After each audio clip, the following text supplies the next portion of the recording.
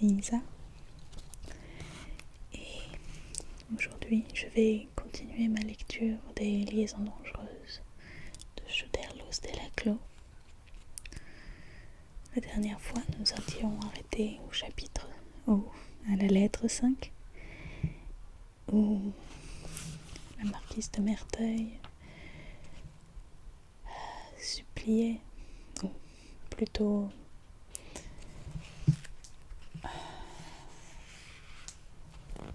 se plaignait du vicomte de Valmont qui refusait d'accepter de séduire la petite Cécile Volanges. Aujourd'hui, je pense lire les lettres 6, 7, 8, 9 et 10. Je crois qu'on va commencer tout de suite avec donc la lettre 6. Le vicomte de Valmont à la marquise de Merteuil.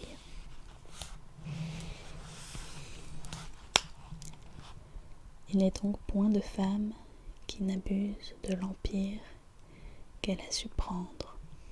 Et vous-même, vous que je nommais si souvent mon indulgent ami, vous cessez enfin de l'être, et vous ne craignez pas de m'attaquer dans l'objet de mes affections. De quel trait vous osez peindre Madame de Tourvel? Quel homme n'eût point payé de sa vie cette insolente audace? À quelle autre femme qu'à vous n'eût-elle pas valu au moins une noirceur? De grâce, ne me mettez plus à de si rudes épreuves. Je ne répondrai pas de les soutenir. Au nom de l'amitié, attendez que j'ai eu cette femme, si vous voulez en médire. Ne savez-vous pas que la seule volupté a le droit de détacher le bandeau de l'amour? Mais que dis-je, Madame de Tourvel a-t-elle besoin d'illusions? Non, pour être adorable, il lui suffit d'être elle-même. Vous lui reprochez de se mettre mal. Je le crois bien. Toute parure lui nuit. Tout ce qui la cache la dépare. C'est dans l'abandon du négligé qu'elle est vraiment ravissante, grâce aux chaleurs accablantes que nous éprouvons. Un déshabillé de simple toile me laisse voir sa taille ronde et souple. Une seule mousseline couvre sa gorge, et mes regards furtifs mais pénétrants en ont déjà saisi les formes enchanteresses. Sa figure, dites-vous, n'a nulle expression, et qu'exprimerait-elle dans les moments où rien ne parle à son cœur? Non, sans doute n'a-t-elle point, comme nos femmes coquettes, ce regard menteur qui séduit quelquefois et nous trompe toujours.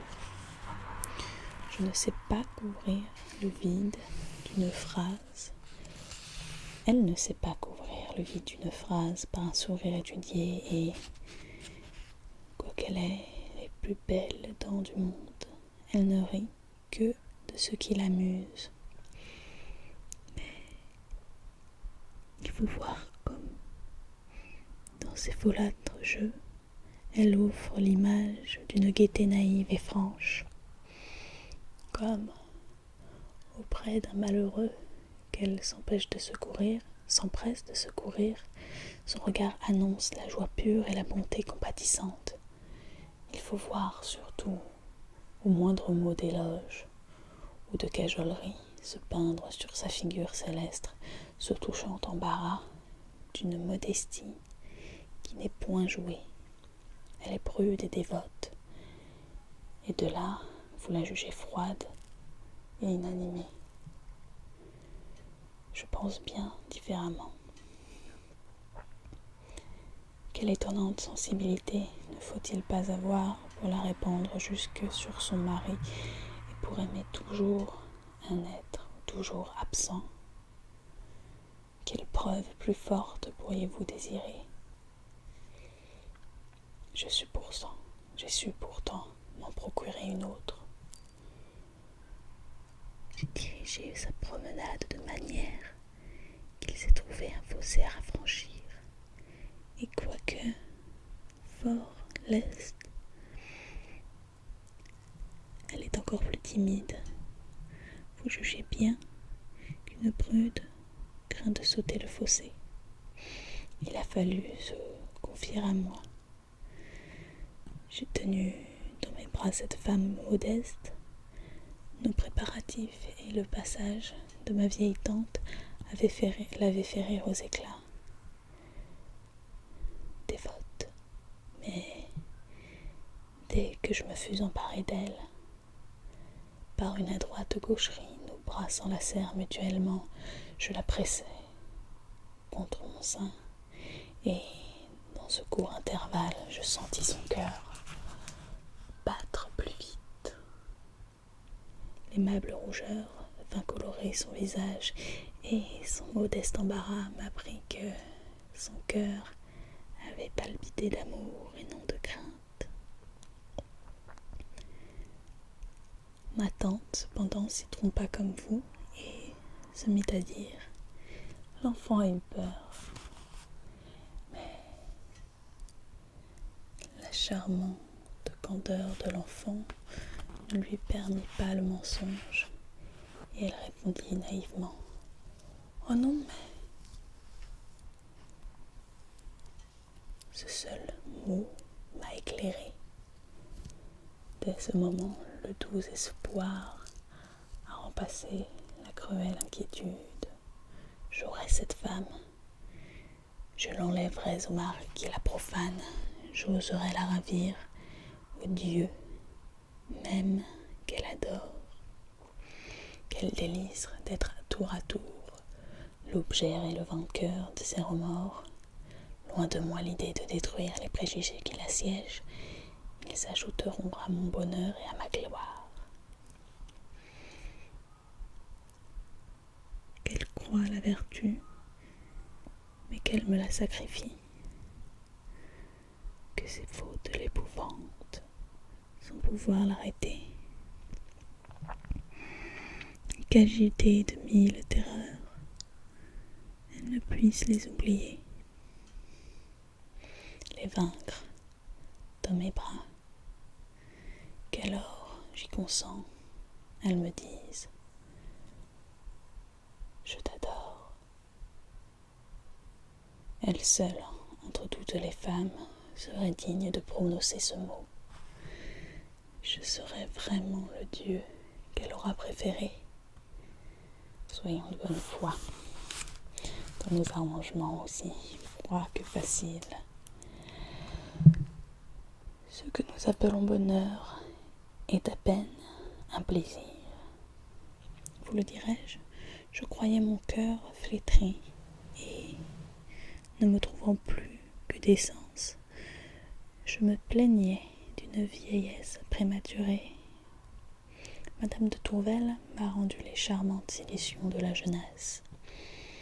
Auprès d'elle, je n'ai pas besoin de jouir pour être heureux. La seule chose qui m'effraie est le temps que va me prendre cette aventure. Car je n'ose rien donner au hasard. J'ai beau me rappeler mes heureuses témérités, je ne puis me résoudre à les mettre en usage. Pour que je sois vraiment heureux, il faut qu'elle me donne, et ce n'est pas une petite affaire. Je suis sûre que vous admireriez ma prudence. Je n'ai pas encore prononcé le mot d'amour, mais déjà nous en sommes à ceux de confiance et d'intérêt. Pour la tromper le moins possible et surtout pour prévenir l'effet des propos qui pourraient lui revenir, je lui ai raconté moi-même, et comme en m'accusant, quelques-uns de mes traits les plus connus. Vous ririez de voir avec quelle candeur elle me prêche. Elle veut, dit-elle, me convertir. Elle ne se doute pas encore de ce qui lui en coûtera pour le tenter. Elle est loin de penser qu'en plaidant pour parler comme elle, pour les infortunés que j'ai perdus, elle parle d'avance dans sa propre cause. Cette idée me vint hier au milieu d'un de ses sermons, et je ne pus me refuser au plaisir de l'interrompre pour l'assurer qu'elle parlait comme un prophète. Adieu ma belle amie. Vous savez que je ne suis pas perdue sans ressources. Post-scriptum. À propos de ce pauvre chevalier qui s'est-il tué de désespoir? En vérité, vous êtes 100 fois plus mauvais sujet que moi, et vous m'humilieriez si j'avais un amour propre.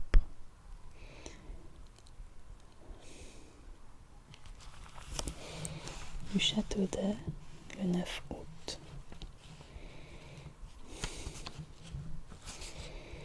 Lettre 7. Cécile Volange à Sophie Carnet. Si je ne t'ai rien dit de mon mariage, c'est que je ne sais pas plus instruite que le premier jour. Je m'accoutume à n'y plus penser, et je me trouve assez bien de mon genre de vie. J'étudie beaucoup mon chant et ma harpe. Il me semble que je les aime mieux depuis que je n'ai plus de maître. Ou plutôt, c'est que j'en ai un meilleur. Monsieur le chevalier de Danceny. Ce monsieur dont je t'ai parlé, avec qui j'ai chanté chez Madame de Merteuil, a la complaisance de venir ici tous les jours et de chanter avec moi des heures entières. Il est extrêmement aimable.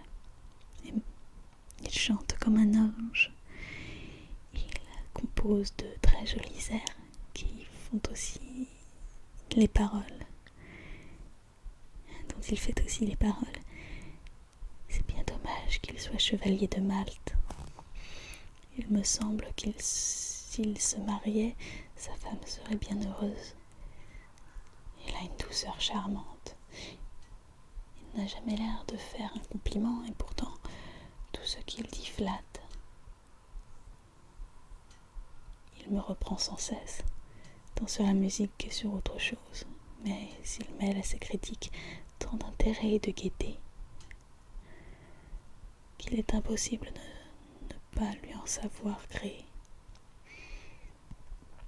Seulement quand il vous regarde, il a l'air de vous dire quelque chose d'obligeant.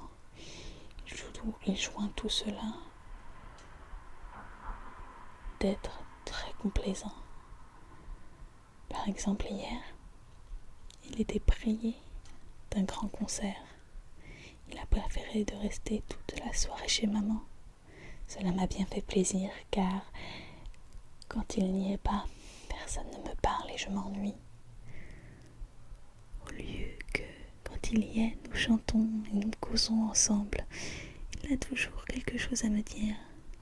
Lui et Madame de Merteuil sont les deux seules personnes que je trouve aimables. Mais adieu, ma chère amie.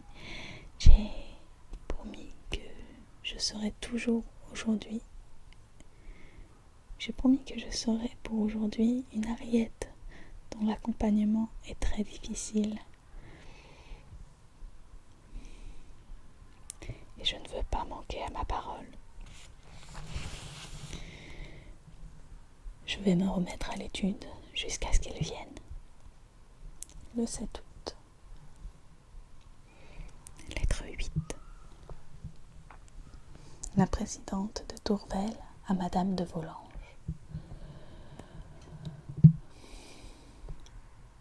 On ne peut être plus sensible que je le suis, madame, à la confiance que vous me témoignez, ni prendre plus d'intérêt que moi à l'établissement de mademoiselle de Volanges. C'est bien de toute mon âme que je lui souhaite une félicité dont je ne doute pas qu'elle ne soit digne, et sur laquelle je me rapporte bien à votre prudence. Je ne connais point monsieur le comte de Gercourt, mais honoré de votre choix, je ne puis prendre de lui qu'une idée très avantageuse. Je me borne, madame, à souhaiter à ce mariage un succès aussi heureux qu'au mien, qui est pareillement à votre ouvrage, et sur lequel chaque jour ajoute à ma reconnaissance. Que le bonheur de mademoiselle, votre fille, soit la récompense de celui que vous m'avez procuré, et puisse la meilleure des amies être aussi la plus heureuse des mères. Je suis vraiment peinée de ne pouvoir vous offrir de vive voix l'hommage de ce vœu sincère, et faire aussitôt que je le désirerai connaissance avec mademoiselle de Volanges. Après avoir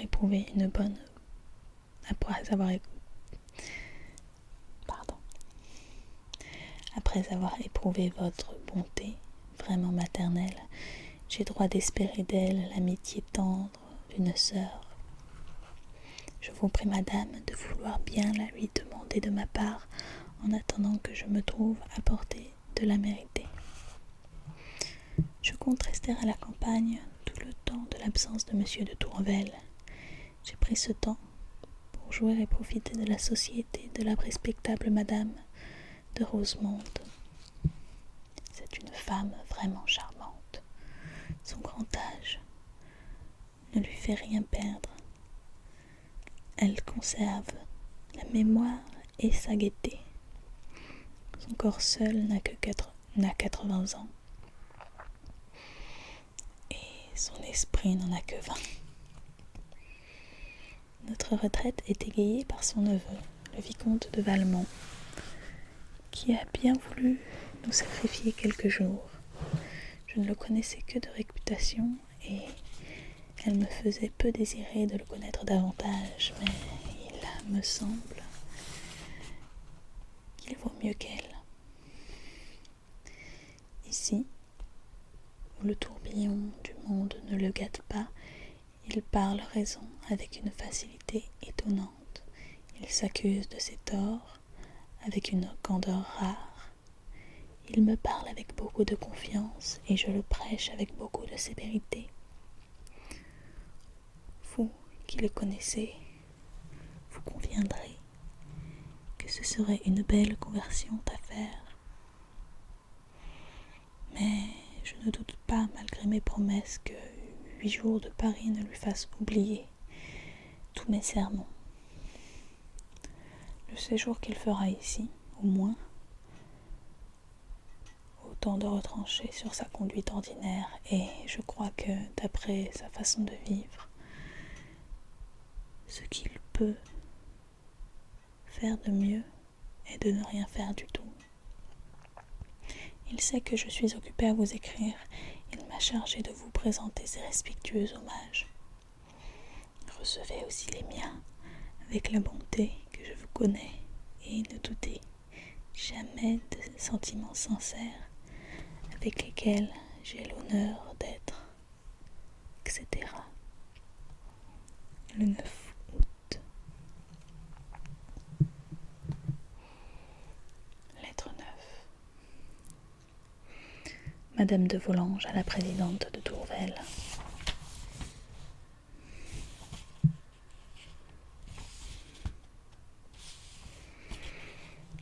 Je n'ai jamais douté, ma jeune et belle amie, ni de l'amitié que vous avez pour moi, ni de de l'intérêt sincère que vous prenez à tout ce qui me regarde.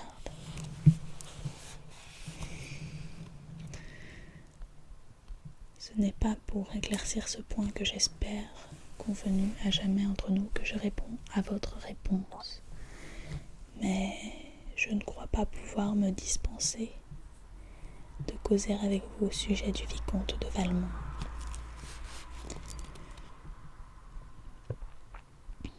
Je ne m'attendais pas, je l'avoue, à trouver jamais ce nom-là dans vos lettres. En effet, que peut-il y avoir de commun entre vous et lui? Vous ne le connaissez pas, cet homme. Où auriez-vous pris l'idée de l'âme d'un libertin? Vous me parlez de sa rare candeur. Oh oui, la candeur de Valmont doit être en effet très rare. Encore plus faux et dangereux qu'il n'est aimable et séduisant. Je n'ai jamais, depuis sa plus grande jeunesse, il n'a fait un pas ou dit une parole sans avoir un projet. Et jamais il n'eut un projet qui ne fût malhonnête ou criminel. Mon ami, vous me connaissez, vous savez si les vertus que je tâche d'acquérir, l'indulgence, n'est pas celle que j'ai chérie le plus. Aussi, si Valmont était entraîné par des passions fougueuses, si comme 1000 autres, il était séduit par les erreurs de son âge, en blâmant sa conduite, je plaindrais sa personne. Et j'attendrai en silence le temps où un retour heureux lui rendrait l'estime des gens honnêtes. Mais Valmont n'est pas cela. Sa conduite est le résultat de ses principes. Il sait calculer tout ce qu'un homme peut permettre d'horreur sans se compromettre. Et pour être cruel et méchant, sans danger, il choisit les femmes pour victimes. Je ne m'arrête pas à compter celles qu'il a séduites. Mais combien n'en a-t-il pas perdu? Dans la vie sage et retirée que vous menez, ces scandaleuses aventures ne parviennent pas jusqu'à vous. Je pourrais vous en raconter qui vous en ferait frémir. Mais vos regards, purs comme votre âme, seraient souillés par un de semblables tableaux. Sûr que Valmont ne sera jamais dangereux pour vous. Vous n'avez pas besoin de pareilles armes pour vous défendre. La seule chose que j'ai à vous dire, c'est que de toutes les femmes auxquelles il a rendu des soins, succès ou non, il n'en est point qui n'ait eu à s'en plaindre. La seule marquise de Merteuil fait exception à cette règle générale. Elle a su lui résister et enchaîner sa méchanceté. J'avoue que ce trait de sa vie est celui qui lui fait le plus horreur à mes yeux.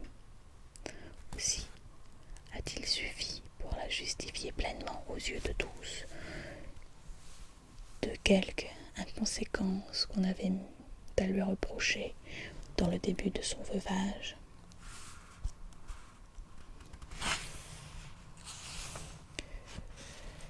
Quoi qu'il en soit, ma belle amie, ce que l'âge, l'expérience et surtout l'amitié m'autorisent à vous représenter, c'est qu'on commence à s'apercevoir dans le monde de l'absence de Valmont, et que si on sait qu'il soit resté quelque temps entière entre sa tante et vous, votre réputation sera entre ses mains.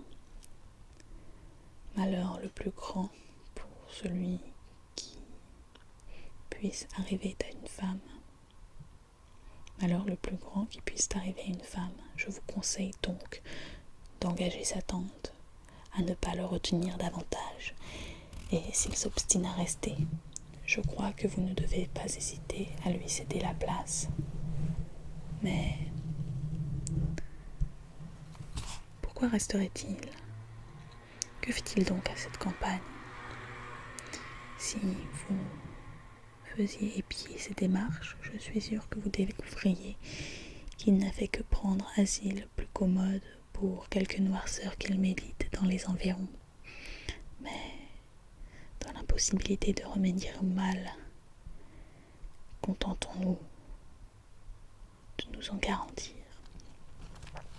Adieu ma belle amie, voilà le mariage de ma fille, un peu retardé.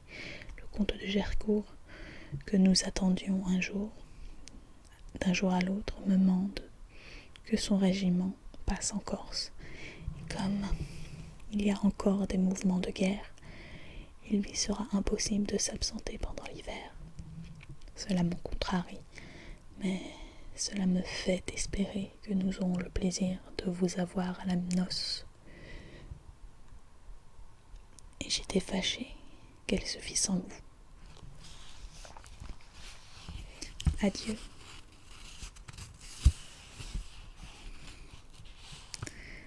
Adieu.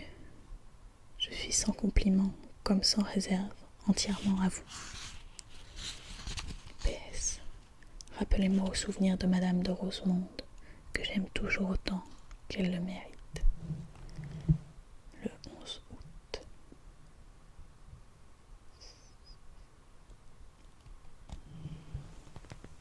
Lettre 10. La marquise de Merteuil au vicomte de Valmont.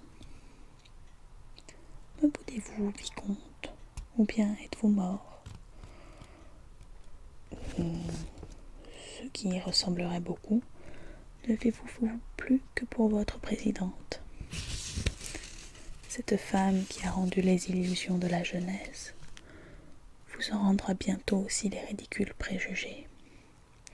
Déjà vous voilà timide et esclave, autant vaudrait d'être amoureux. Vous renoncez à vos heureuses témérités. Vous voilà donc vous conduisant sans principe et donnant tout au hasard, ou plutôt au caprice. Ne vous souvient-il plus que l'amour est comme la médecine seulement l'art d'aider la nature? Vous voyez que je vous bats avec vos armes, mais je n'en prendrai pas d'orgueil, car il est bien de battre un homme à terre. Il faut qu'elle se donne, me dites-vous. Sans doute il le faut. Aussi se donnera-t-elle comme les autres, avec cette différence que ce sera de mauvaise grâce. Mais que pour qu'elle finisse par se donner, le vrai moyen est de commencer par la prendre. Que cette ridicule distinction est bien un vrai déraisonnement de l'amour. Je vous dis l'amour car vous êtes amoureux. Vous parler autrement serait vous trahir. Ce serait vous cacher votre mal. Dites-moi donc, amant langoureux, ces femmes que vous avez eues, croyez-vous les avoir violées? Mais quelle envie qu'on ait de se donner, quelque pressé que l'on soit, encore faut-il un prétexte.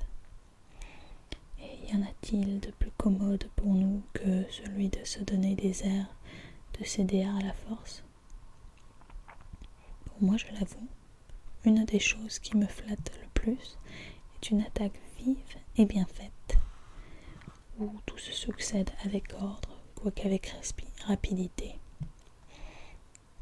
qui ne nous met jamais dans ce pénible embarras de réparer nous-mêmes une gaucherie dont au contraire nous aurions dû profiter, qui sait garder l'air de la violence jusque dans les choses où nous nous accordons et flatter avec adresse nos deux passions favorites, la gloire et la défense. Et plaisir de la défaite. Je conviens que ce talent plus rare que l'on le croit m'a toujours fait plaisir, même alors qu'il ne m'a pas séduite, que toutefois il m'est arrivé de me rendre uniquement comme récompense. Tel, dans nos anciens tournois, la beauté donnait le prix de la valeur et de l'adresse.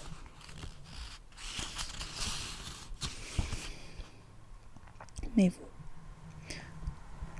qui n'êtes plus vous qui vous conduisez comme si vous aviez peur de réussir. Et depuis quand voyagez-vous avec à petite journée et par chemin de traverse? Mon ami, quand on veut arriver des chevaux de poste et la grande route. Mais laissons ce sujet qui me donne d'autant plus d'humeur qu'il ne me prive de plaisir de vous voir. Au moins, écrivez-moi plus souvent que vous ne le faites et mettez-moi au courant de vos projets. Savez-vous que voilà, après de 15 jours que cette ridicule aventure vous occupe et que vous négligez tout le monde. À propos de négligence, vous ressemblez aux gens qui envoient régulièrement savoir des nouvelles de leur ami malade, mais qui ne font jamais rendre la réponse. Vous finissez vos lettres par me demander si le chevalier est mort. Je ne réponds pas. Et vous ne vous en inquiétez pas davantage. Ne savez-vous plus que mon amant est votre ami né? Mais rassurez-vous, il n'est point mort. Ou s'il l'était, ce serait de l'excès de sa joie. Ce pauvre chevalier, comme il est tendre, comme il est fait pour l'amour, comme il sait sentir vivement. La tête m'en tourne, sérieusement, le bonheur parfait qu'il trouve à être aimé de moi m'attache véritablement à lui. Ce même jour où je vous écrivais que j'allais travailler à notre rupture, combien je le rendis heureux. Je m'occupais pourtant tout de bon des moyens de le désespérer quand on me l'annonça. Soit caprice, soit raison, jamais il ne m'a paru si bien. Je le reçus cependant avec humeur. Il espérait passer 2 heures avec moi avant celle où ma porte serait ouverte à tout le monde. Je lui dis que j'allais sortir. Il me demanda où j'allais. Je refusai de lui apprendre. Il insista. Vous ne saurez pas, repris-je, avec aigreur. Heureusement pour lui, il resta pétrifié par cette réponse. Car, s'il lui dit un mot, il s'ensuivait immanquablement une scène qui eût amené la rupture que j'avais projetée. Étonné de son silence, je jetai les yeux sur lui sans autre projet. Je vous jure que de le voir, la mine qu'il faisait, je retrouvais sur cette charmante figure cette tristesse et la voix profonde et tendre avec laquelle vous êtes convenu qu'il était si difficile de résister. La même chose se produisit, le même effet. Je fus vaincu une seconde fois. Dès ce moment, je ne m'occupais plus que des moyens d'éviter qu'il pût me trouver un tort. Je sors pour affaire, lui dis-je, avec un air un peu plus doux. Et même cette affaire vous regarde, mais ne m'interrogez pas. Je souperai chez moi, revenez, et vous serez instruit. Alors il retrouva la parole, mais je ne lui permis pas d'en faire usage. Je suis très pressé, continuai-je. Laissez-moi, à ce soir, Il baisa ma main et sortit. Aussitôt, pour le dédommager, peut-être pour me dédommager moi-même, je me décide à lui faire connaître ma petite maison, dont il ne se doutait pas. J'appelle ma fidèle Victoire. J'ai ma migraine, je me couche pour tous mes gens, et rester enfin seule avec la véritable, tandis qu'elle se travestit en laquais. Je fis une toilette de femme de chambre. Elle fait ensuite venir un fiac à la porte de mon jardin et nous voilà partis. Arrivé de ce temple de l'amour, je choisis le déshabillé le plus galant. Celui-ci est délicieux, il est de mon invention, il ne laisse rien voir et pourtant fait tout deviner. Je vous en promets un modèle pour votre présidente, quand vous l'aurez rendu digne de le porter. Après ces préparatifs, pendant que Victoire s'occupait à d'autres détails, je lis un chapitre du sofa, une lettre d'Héloïse et 2 contes de La Fontaine pour accorder les différents tons que je voulais prendre. Cependant, mon chevalier arrive à ma porte avec l'empressement qu'il a toujours. Mon Suisse la lui refuse et lui apprend que je suis malade. Premier incident. Il lui remet en même temps un billet de moi, mettant le nom de mon écriture, suivant ma prudente règle. Il l'ouvre et y trouve de la main de Victoire, à 9h précises au boulevard, devant les cafés. Il s'y rend, et là un petit laquais qu'il ne connaît pas, et qu'il croit au moins ne pas connaître, car c'est toujours Victoire, vient lui annoncer qu'il faut renvoyer sa voiture et le suivre. Toute cette marche romanesque lui échauffait la tête, d'autant que la tête échauffée ne nuit à rien. Et il arrive enfin, et la surprise de l'amour causait en lui un véritable enchantement. Pour lui donner le temps de se remettre, nous nous promenons un moment dans le bosquet, puis je le ramène à la maison. Il voit d'abord 2 couverts mis, ensuite un lit fait. Nous passons jusqu'au boudoir, qui était dans toute sa parure. Là, moitié réflexion, moitié sentiment, je passais mes bras autour de lui et me laissais tomber à ses genoux. « Oh, mon ami, lui dis-je, pour vouloir te ménager la surprise de ce moment, je me reproche de t'avoir affligé l'apparence de l'humeur, d'avoir pu un instant voiler mon cœur à tes regards. Pardonne-moi mes torts, je veux les expier à force d'amour. » Vous jugez de l'effet de ce discours sentimental. L'heureux chevalier me releva et mon pardon fut scellé sur cette même ottomane, où vous et moi scellâmes si gaiement, et de la même manière notre éternelle rupture. Comme nous avions 6 heures à passer ensemble, et que j'avais résolu que tout ce temps fut pour lui également délicieux, je modérai ses transports, et l'aimable coquetterie vint replacer la tendresse. Je ne crois pas avoir jamais mis tant de soin à plaire, ni avoir jamais été aussi contente de moi. Après le souper, tour à tour, enfant et raisonnable, folâtre et sensible, quelquefois libertine, je me plaisais à le considérer comme un sultan au milieu de son sérail dont j'étais tour à tour les favorites différentes. En effet, ces hommages réitérés, quoique toujours reçus par la même femme, le furent toujours par une maîtresse nouvelle. Enfin, au point du jour, il a fallu se séparer, et quoi qu'il dit, quoi qu'il fît même, pour me prouver le contraire, il en avait toujours autant de besoin que peu d'envie. Au moment où nous sortîmes pour le dernier adieu, je pris la clé de cet heureux séjour et la lui remettant entre les mains. « Je ne l'ai eu que pour vous, lui dis-je. Il est juste que vous en soyez le maître.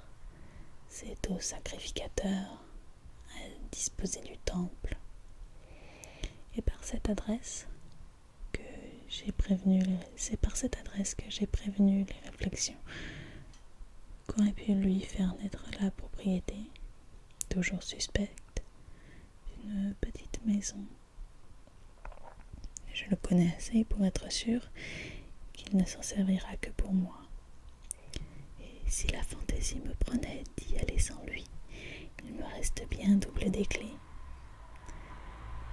Il voulait, à toute force, prendre jour pour y revenir, mais je l'aime trop encore pour vouloir l'user si vite. Il ne faut que se permettre d'excès avec les gens que l'on veut quitter bientôt. Il ne sait pas cela lui, mais pour son bonheur, je le sais pour deux. Je me perçois qu'il est 3 heures du matin et que j'ai écrit un volume, ayant le projet de n'écrire qu'un mot. Tel est le charme de la confiante amitié. C'est elle qui fait que vous êtes toujours ce que j'aime le mieux. Mais en vérité, le chevalier est ce qui me plaît davantage. Le 12 août.